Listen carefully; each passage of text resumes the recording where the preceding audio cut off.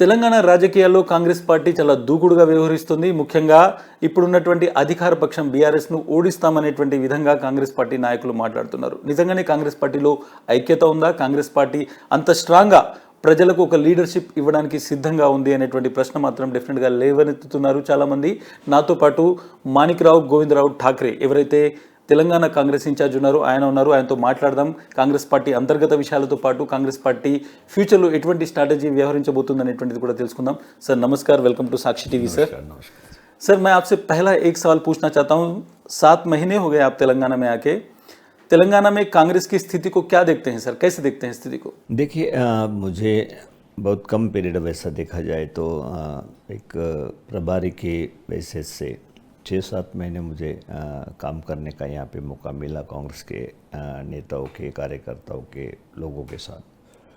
तो मैं देख रहा हूँ कि कांग्रेस पार्टी को लोग तेलंगाना के चाहते हैं, लेकिन हमने एक साथ होकर आगे जाना चाहिए। ये जो जनता का अपेक्षा थी, लोगों की उम्मीद थी हमसे, तो हमने पहले वही कोशिश की, सबको एक साथ होकर कांग्रेस पार्टी हर जगह पे जाए, वहाँ पे नेता जाए, कार्यकर्ता जाए, और कांग्रेस पार्टी की जो भी विचारधारा है, कांग्रेस पार्टी की जो सोच है, जो भी कांग्रेस पार्टी के नेतृत्व हमारे सोनिया जी गांधी, जिन्होंने बड़े इससे तेलंगाना निर्मित के लिए अहम भूमिका उन्होंने की, जो अपेक्षा की थी उस वक्त, तो वो एक लोग हमारी तरफ देख रहे हैं, लेकिन हम उस तरीके से हमारे कदम हम नहीं बढ़ा रहे। तो शुरू में मुझे कुछ दिक्कतें ज़रूर आई, लेकिन सब ने मुझे कोऑपरेट किया कि सब ने ये कहा कि हम बिल्कुल आपके साथ है, जो भी आप कहेंगे उस तरीके से हम करेंगे। तो एक साथ होकर जब सीनियर लीडर्स, कार्यकर्ता काम करने लगे हैं, तो उसका परिणाम भी हमें दिखाई दिया है जल्द ही कुछ ही दिनों में। तो जैसे कि पीसीसी प्रेसिडेंट रेवंत रेड्डी जी रहो कि उन्होंने पूरे स्टेट में यात्रा निकाली, उस तरीके से भट्टी जी ने भी उस तरीके से यात्रा निकाली। मैंने डिसाइड कर दिया था कि आप सब लोग अभी गांधी भवन छोड़कर थोड़ा बाहर निकलना चाहिए। तो सभी ने अपना अपना काम बड़ी अच्छी तरीके से शुरुआत की, तो उसके परिणाम दिखाई देने लगे। मैं एक चीज़ के अंदर पूछना चाहता हूँ, कुछ दिन पहले आपके एक्स पीसीसी चीफ उत्तम कुमार रेड्डी ने एक आम लेटर लिखा, एक पब्लिक को एक लेटर लिखा या फिर पार्टी को एक लेटर लिखा। उसके अंदर उन्होंने कहा कि कुछ लोग मुझे बदनाम करने की कोशिश कर रहे हैं, मेरे ऊपर लगातार अटैक हो रहा है पर्सनली, और जो लोग कर रहे हैं वो पीसीसी में एक स्ट्रांग पोजीशन में बैठा हुआ व्यक्ति ये सब कर रहा है। डायरेक्ट लेटर लिखा है, लेकिन आज तक आपके पार्टी से कोई रिएक्शन नहीं है सर इसके ऊपर। देखो, उसमें रिएक्शन देने जैसी बात भी नहीं है। देखो, उन्होंने जिस तरीके से अफवाहें चल रही थी, सही मायनों में अपोजिशन की तरफ से ही कुछ बातें उछाली जा रही थी, तो जानबूझकर कि प्रेस में पहले वाली स्थिति पैदा करे इस तरीके से कि उत्तम कुमार जी या कोई और नेता कांग्रेस पार्टी से जा रहा है, संपर्क में है। तो ये बात तो हमारे लिए बड़ी अच्छी बात है कि उन्होंने वो डिनाई कर दिया है कि कोई हम में से नहीं जाएगा, मैं कांग्रेसी हूँ और कांग्रेस में ही रहूँगा। लेकिन कुछ उनको शंकाएं जो थी वो भी उन्होंने दर्शाई, शायद उसमें कुछ कांग्रेस के भी लोग हो सकते हैं, मेरे इस तरीके से मैं जाने के लिए इस तरीके से कोशिश कर रहा हूँ या संपर्क में हो, इसलिए तो शायद उन्होंने चिट्ठी में लिखा हो। लेकिन वो कोई हमारे लिए सबसे मायने रखता है कि उन्होंने बड़े मजबूती के साथ जो कहा है कि सब हम कांग्रेसी हैं और कांग्रेस को एकजुट होकर हम अपोजिशन के खिलाफ हमको लड़ना है। इसी सिलसिले में आखिरी सवाल है सर, इस सिलसिले में कि रेवंत रेड्डी और उत्तम कुमार रेड्डी के बीच में कुछ चल रहा है, ये सब पार्टी के अंदर एक छोटा कन्फ्यूजन क्रिएट हो रहा है बहुत दिनों से कि ये अभी क्या है। मैं तेलंगाना में एक बात देख रहा हूँ, एक तो इलेक्ट्रॉनिक मीडिया रहो, प्रिंट मीडिया है, कुछ लोग कुछ चैनल्स कि उसको बहुत जल्दी पकड़ लेते हैं कुछ बातों को, और कुछ बात नज़रअंदाज कर देते हैं। तो बाकी इतने सारे लोग कांग्रेस पार्टी में आ गए, वो क्यों आ गए? कांग्रेस पार्टी आगे बढ़ रही इसलिए आ रही। कोई एक हमारा डिस्ट्रिक्ट प्रेसिडेंट भी चला जाए तो उसका इतना हाईलाइट करते कि वो 1 मंथ तक वही न्यूज़ चलाते रहते हैं। तो ये क्यों होता है समझ में नहीं आता है, लेकिन जब बारीकी से देखा तो समझ भी जाते हैं जो कई तो भी ये अंदरूनी इस तरीके से पब्लिसिटी कांग्रेस के खिलाफ करने की जो बात रहती है उनके वो रिलेशंस है या उस तरीके से वो प्रेस के माध्यम से कांग्रेस पार्टी को भी बदनाम करना चाहते हैं, ऐसे दिखाई देता है, स्पष्ट दिखाई देता है। लेकिन ऐसी कोई बात नहीं है कि ये तो कांग्रेस पार्टी के अंदरूनी सभी नेता है, सीनियर नेता है।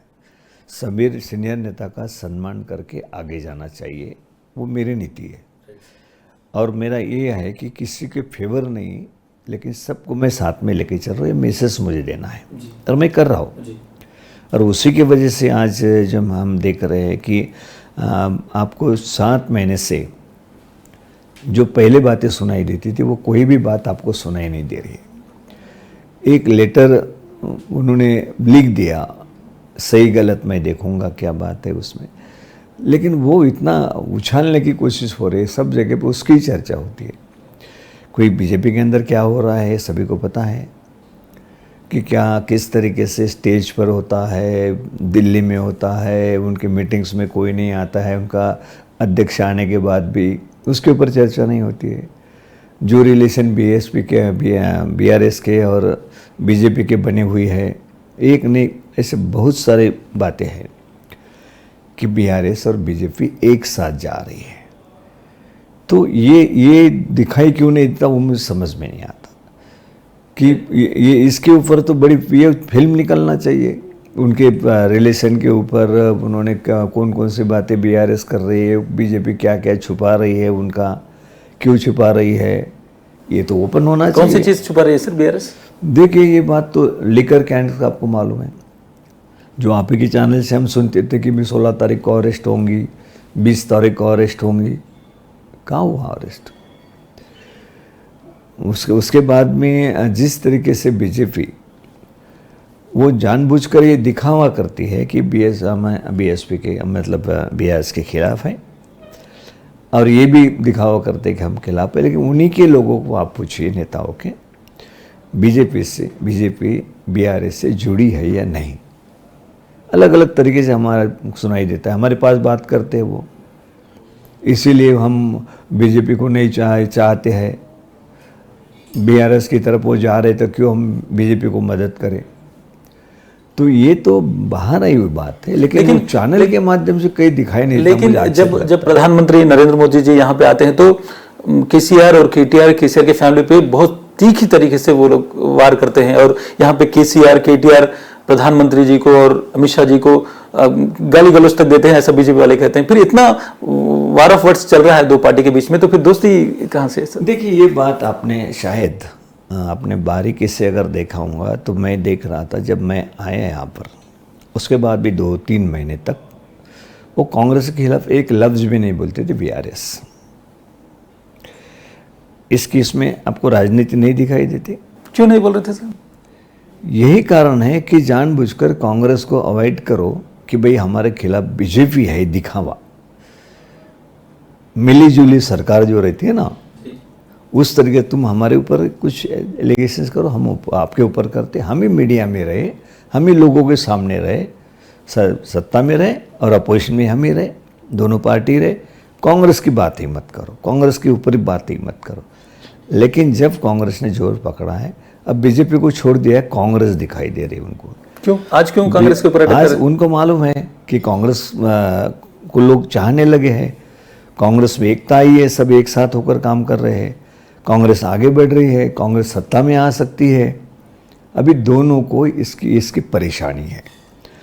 और जो हम देखते हैं कि बीआरएस, आप देखा होगा कि जैसे कर्नाटक में भी किन लोगों को मदद की, मतलब कांग्रेस को हराने के लिए मदद करना, इसका मतलब साफ है कि बीजेपी को मदद करना है। अब जो भी पार्लियामेंट में जो भी बिल जितने भी आए होंगे अभी तक के, उसके पहले वाले अभी दिखावा कर रहे हैं कि नहीं हम उनके साथ नहीं हैं, क्योंकि उनका मालूम हो गया है कि ये लोगों को ध्यान में आ गया है कि बीजेपी और बीआरएस एक साथ होकर चल रही है। तो ये ध्यान में आने के बाद कुछ बातें कर रहे हैं उस तरीके से। अभी बीजेपी भी जोर जोर से बातें कर रही है, लेकिन पार्लियामेंट में तो उन्होंने पूरी तरह सपोर्ट किया है उनको। अगर कल वक्त कांग्रेस और बीआरएस की दोस्ती का वक्त आएंगे तो आप बीआरएस को अपने दोस्त के, या जो इंडिया आपने एक लगाया है उसके अंदर बीआरएस को शामिल कर लेंगे सर? सवाल ही नहीं आता, क्योंकि ये बात स्पष्ट हो चुकी है कि बीआरएस को मदद अपने बीजेपी को मदद कर रही है, मोदी जी को वो वहाँ पे बिठाना चाहते हैं। ये कोई छुपा हुआ नहीं रहा हूँ। अगर कल ऐसा ही सिचुएशन तेलंगाना में आ जाए, अगर आप मोदी जी को हटाने के लिए केसीआर के साथ हाथ मिलाने की जरूरत आवश्यकता आ जाए, तब एक प्रियम्बल पे केसीआर और आपके पार्टी से कोई सिग्नेचर, खरगे जी का सिग्नेचर करके एक गठबंधन बनाने की चांसेस तो है ना वहां पे। जो भी दिखाई देता है तो आप देखिए कि बीजेपी के साथ पूरी तरह लिप्त है बीआरएस। कोई थोड़ा भी ऐसी जगह नहीं है कि ये बीजेपी से अलग हो सकते हैं। उन विचारों को देश में अगर बढ़ावा देना है तो हम कतई किसी के साथ भी जाने का सवाल नहीं है। और आज भी मैं बोलता हूँ कि थोड़ा भी हमें ये नहीं है, शक नहीं है, पूरा 100% हमारी ये हो गई है कि ये बीजेपी के साथ आगे जाना चाहती है, मोदी को पीएम बनाना चाहती है। ऐसे अवसरवादी लोगों के साथ हमारे विचारधाराओं के आधार पे जो नुकसान पहुंचाने वाली कोई भी पार्टी हो, उसके साथ नहीं जाना चाहिए। और हम कदापि ही बीआरएस के साथ नहीं जाएंगे, पहले भी नहीं और बाद में। तेलंगाना में एक क्या स्ट्रैटेजी है सर कांग्रेस की? आपने पोंगुलेटी श्रीनिवास रेड्डी को ऑन बोर्ड ले लिया, आपकी पार्टी में ज्वाइन करा। कौन कौन एक्चुअली कांग्रेस पार्टी के बारे में तेलंगाना में कहा जाता था कि एक कोई डिसीजन लेना हो तो 10 आदमी पहले मीडिया से कहते हैं, फिर बाद में डिसीजन लेते हैं। लेकिन पोंगुलेटी श्रीनिवास रेड्डी के मामले में लास्ट मिनट तक किसी को भनक भी नहीं लगी और वो पार्टी में ज्वाइन हो गए। कोई बाहर से कोई स्ट्रैटेजिस्ट देख रहे हैं या फिर आप डील कर रहे हैं? कौन डील कर रहे हैं? ये कोई जल्दी डिसीजन नहीं लिया, ये शायद कैसा पता नहीं, मुझे मालूम नहीं। मीडिया में तो पता लग जाता है कोई बातों का, लेकिन वो 1 महीने से चल रहा था उनका कि क्या किस तरीके से डिसीजन लेना चाहिए, क्या आगे चलकर कौन सी पार्टी आगे जा रही, किसको सपोर्ट करने से हम बीआरएस को मुकाबला कर सकते, हरा सकते हैं। तो उन्होंने आखिर में तय कर लिया कि हमको कांग्रेस पार्टी के साथ जाना चाहिए, कांग्रेस पार्टी की विचारधाराओं को ही आगे बढ़ाना चाहिए स्टेट में, देश में। तो उन्होंने वो डिसीजन लिया है। तो मुझे नहीं लगता कि अचानक उन्होंने वो डिसीजन लिए, बड़े सोच समझकर उन्होंने कदम बढ़ाए हैं। तो बड़ी तादाद पे कांग्रेस पार्टी में ज्वाइंट हुई है। एक चीज मैं लार्जर पिक्चर बताना चाहता हूं सर, कांग्रेस पार्टी में कुछ दिन से, या फिर कोमटिरेड्डी वेंकट रेड्डी हो, या फिर उत्तम कुमार रेड्डी हो, पुन्नम प्रभाकर हो, जग्गा रेड्डी हो, दामोदर राज नरसिंह जो आपके डिप्टी सीएम रह चुके हैं, ऐसे कुछ लीडर के अंदर एक ऐसा सोच रहे हैं कि कुछ लोग बाहर गए, राजगोपाल रेड्डी जो बाहर गए हैं आपके पार्टी से, वो लोग सोचते हैं कि एक नई सिस्टम अगर कांग्रेस पार्टी में बैठ गई है, जो रेवंत रेड्डी अपने आदमियों को अंदर ला रहे हैं, उनको प्रायोरिटी दी जा रही है, कांग्रेस के भीतर में एक दूसरी कांग्रेस तैयार हो रही है, जो पुरानी कांग्रेस और नई कांग्रेस, ये कल्चर कुछ डेवलप नहीं हो रहा सर? देखो, एक तो पहले जिनका नाम लिया आपने कांग्रेस पार्टी के नाराज होकर गए, तो मेरे पहले चले गए थे। लेकिन मैं जब से आया हूँ, सबको ये विश्वास मैंने दिलाया है कि सभी की कांग्रेस पार्टी है, सभी ने साथ होकर काम करना चाहिए। तो तब से मुझे कुछ नहीं दिखाई दे रहा है इस तरीके से कोई आपसी मतभेद है या इस तरीके से कोई बात है। तो आपको भी शायद नहीं दिखाई देगा। 7 महीने से आप भी कुछ नहीं, अभी कुछ ही दिन पहले जो लेटर लिखा उसका जिक्र आप करेंगे, लेकिन 7 महीने में कुछ गुनाएंगे नहीं कि वो ऐसा ये हुआ था, उन्होंने ऐसा स्टेटमेंट दे दिया, वैसी प्रेस कॉन्फ्रेंस ले ली। एक भी आपको सिंपल कुछ दिन पहले सीएलपी लीडर भट्टी के घर पे एक मीटिंग हुई थी, जग्गा रेड्डी वहां पे गए थे, मधु याष्की वहां पे थे। ये सब लोगों ने कुछ दिन पहले, 2-3 महीने पहले एक मीटिंग भी लगाई थी कि हाँ, कुछ पार्टी के अंदर कुछ इश्यू हो रहा है, कुछ आदमियों के ऊपर जो वार रूम का इश्यू हुआ था, हम कुछ आदमियों को बदनाम करने की कोशिश कर रही है। इतना फ्रिक्शन है पार्टी के अंदर। नहीं, ये गलत बात फैलाई जा रही है। देखो, भट्टी जी इतनी मेहनत से 109 दिन की यात्रा, उन पैदल यात्रा निकाली है। ऐसा एक भी दिन नहीं था कि बीआरएस के ऊपर ना बरसे हो, ना बीआरएस के जो गलतियां उन्होंने उजागर ना की हो, बीजेपी की वहाँ पे उन्होंने ये बात नहीं की हो। ऐसा कौन नेता है? मधु याष्की है। रेवंत रेड्डी जी ने ये बीच में अमेरिका गए और एक कमेंट किया, आपने उसके ऊपर सफाई भी दी है। लेकिन जो रेवंत रेड्डी के कमेंट्स हुए कि फ्री पावर के बारे में उन्होंने जो बताया, क्या पार्टी को डैमेज नहीं हुआ सर? पार्टी बीआरएस ने उसको बहुत सारा उछाला और पब्लिक में ले जा रहे हैं। जो रेवंत रेड्डी जी का है, हमारे प्रेसिडेंट का, वो गलत तरीके से लोगों के सामने पेश किया गया। वो आप बारीकी से अगर पूरा स्टेटमेंट दिखाएं आप, तो उसमें से आपको बात समझ में आएंगी कि जिस तरीके से भ्रष्टाचार बिजली के अंदर हो रहा है, लोगों के ऊपर जो कुछ कंपनियों ने बहुत सारा उनके तरफ से पैसा आना बाकी है, कम से कम 25,000 करोड़ रुपए के ऊपर हुए, तो ये उनको नहीं वो प्रेस कर रहे, पैसा वसूली नहीं कर रहे, ये पूरा जनता से पैसा वसूल कर रहे, जो घर की बिजली है उनके, मतलब जनता से पैसा वसूल कर रहे हो। लेकिन कंपनी की तरफ से जो आज आपके पास रुका हुआ पैसा है वो डिमांड क्यों नहीं करते? आपके नज़दीक की कंपनियां, इसलिए क्यों नहीं करते आप उनको वसूली? वो तो जनता के ऊपर डाल रहे हो आप, अन्य दिखावा कर रहे कि हम फ्री में बिजली दे रहे किसानों को। जनता है ना किसान भी, इन लोगों के ऊपर का पैसा कमा कर उनके ऊपर डालना, 100% हम वही सोच वाले लोग हैं। तो आपको मालूम होगा, पता है कि जब हमारे चीफ मिनिस्टर थे पहले, तो कांग्रेस के चीफ मिनिस्टर ने ही ये बात जब चुनाव में कही थी कि हम बिजली 24 घंटा देंगे, माफ़ करेंगे बिजली, वाईएसआर जी ने। तो उस वक्त उन्होंने पहले इसमें सिग्नेचर ग्राउंड पे, जब ओथ हुई उनकी ग्राउंड पर, उसी वक्त सिग्नेचर कर दी। हम तो कांग्रेस पार्टी तो लगातार बिजली, कोई भी इसमें आज भी कमिटेड है सर आप फ्री पावर के लिए? 100%। जो भी 24 घंटे के बिजली, उसमें कोई कटौती नहीं होगी, और बिजली जो बिल है वो भी उसी तरीके से रहेंगे। बल्कि हम ज़्यादा से ज़्यादा क्या दे सकते किसानों को, वो भी हम सोच रहे हैं। हमारे मैनिफेस्टो कमेटी है, उस कमेटी लगातार बात करी कि किसानों को हम क्या और दे सकते हैं। जो भी केसीआर ने दिया उनसे कहीं ज़्यादा अच्छी तरीके से, जिसका उपयोग हो भविष्य के लिए किसानों को फ़ायदा मिले, भविष्य के लिए तेलंगाना की जनता को फ़ायदा मिले, ये हमारा मैनिफेस्टो बाहर आएगा, तब देखिए आप। जो आपका इलेक्शन स्ट्रैटेजी, इलेक्शन अभी 3-4 महीने है सिर्फ, आप बहुत सारे स्कीम्स अनाउंस कर रहे हैं महिलाओं के लिए, या फिर बीसी के लिए आप एक डिक्लेरेशन दे रहे हैं, या फिर महिलाओं के लिए जो प्रियंका गांधी आने के बाद कुछ अनाउंसमेंट होगा। लेकिन बीआरएस और केसीआर ऑलरेडी उसको इम्प्लीमेंट कर रहे हैं तेलंगाना में।